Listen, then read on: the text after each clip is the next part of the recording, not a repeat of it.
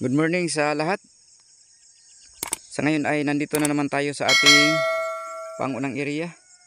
Binisita natin ngayon dahil naka-schedule na tayo na magpapa-harvest tayo sa susunod na araw. 3 araw na lang ang hihintayin natin ito dahil pulang-pula na. Baka abutan pa to ng malakas-lakas na ulan na may dalang hangin. Siguradong makadapa to lahat dahil mabigat na ang bunga nito dahil pulang-pula na. So kung may malakas na hangin at may dalang ulan na, makadapa na to lahat. Maepektuhan na naman ang ating recovery ng ating produkto dahil pag makadapa na, mahirapan na ang harvester sa pag-harvest. Yung nandoon sa ilalim mapak-apakan, masasayang. Malaki ang epekto sa mababa na recovery ng ating palay. Mababa pa naman ang presyo sa ngayon. Itong palay natin, kung aabot lang sana ng 18 pesos to 20 pesos, may kita sana tayo. Pero sa ngayon, sigurado failure tayo nito sa presyo. Maganda-ganda sana ang palay natin pero sa presyo tayo lulugi. Wala pa namang dangan, organic pa tong ating produkto.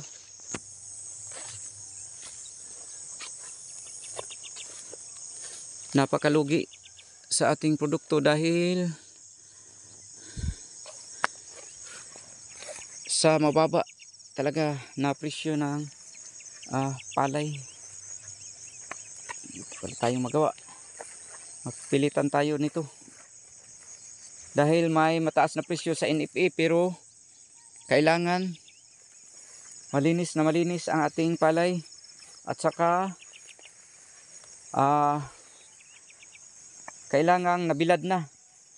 So hindi pa rin kaya ng farmer ang kanilang qualification na bilihin nila ng mataas-taas dahil wala naman tayong facilities, wala tayong mga dryer.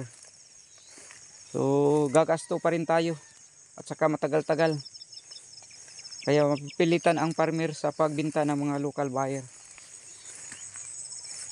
Dahil sa local buyer ay mabilisan lang ang proseso. So kahit na pag-harvest mo, pagkatapos mong mai-travel papunta sa buying station, titimbangin, babayaran ka kaagad.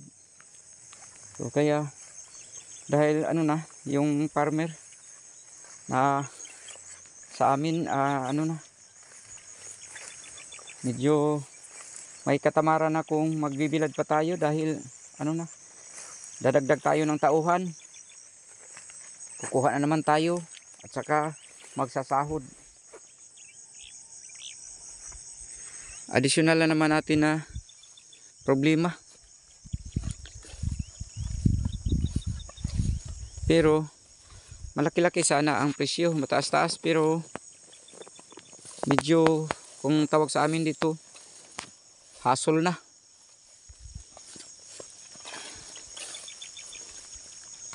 Doon na lang tayo sa mga local buyer kahit na mababa. Yung mga local buyer natin ay hindi din natin masisisi. Dahil yan sila ay lang agad sa presyo. Kung ano ang ibigay niyang presyo ng kanilang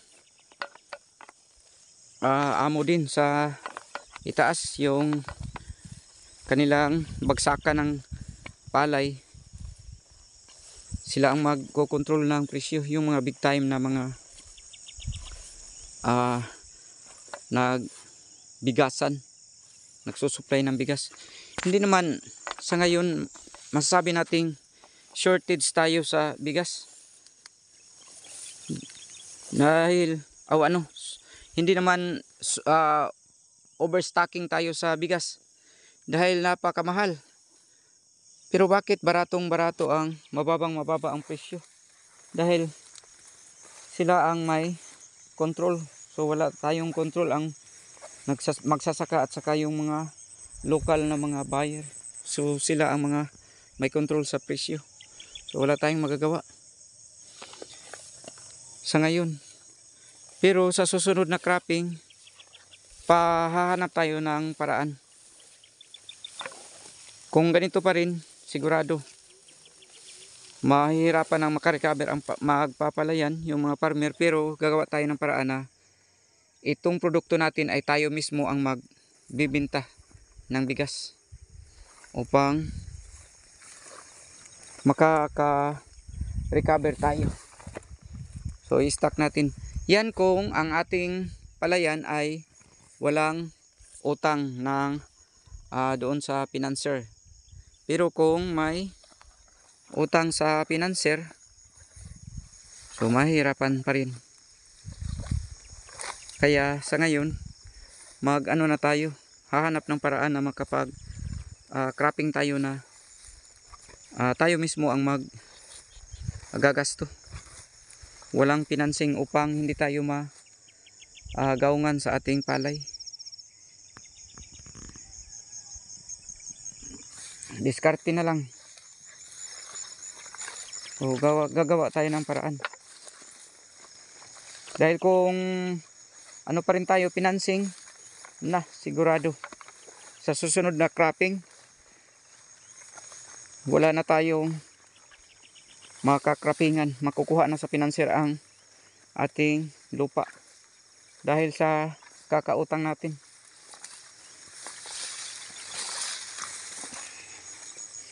May magagawa pa tayo. Tagal-tagal pa ang cropping. Hahanap tayo ng paraan na tayo mismo ang hindi tayo magiging dependent sa mga financer upang makapag hanap tayo ng paraan na malaki-laki ang presyo ng ating palay. Black rice, itong black rice ay hanap ano natin, unahin natin pag-harvest upang makapag binhi tayo. Ano pa, may isa pang puno, ayan black rice. May black rice tayo noon pero wala, nadapa noon, hindi tayo nakapag binhi ulit dahil na sa ulan at saka hangin, nakadapa.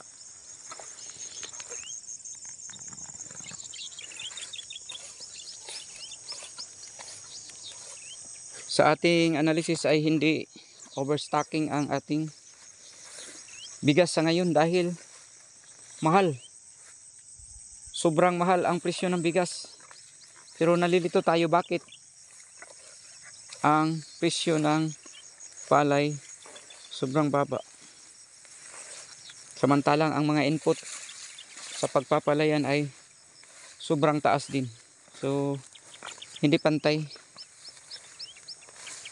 wala talagang, hindi makamit ang hustisya para sa mga magsasaka. Kawawa talaga ang magsasaka nito sa ganitong sitwasyon.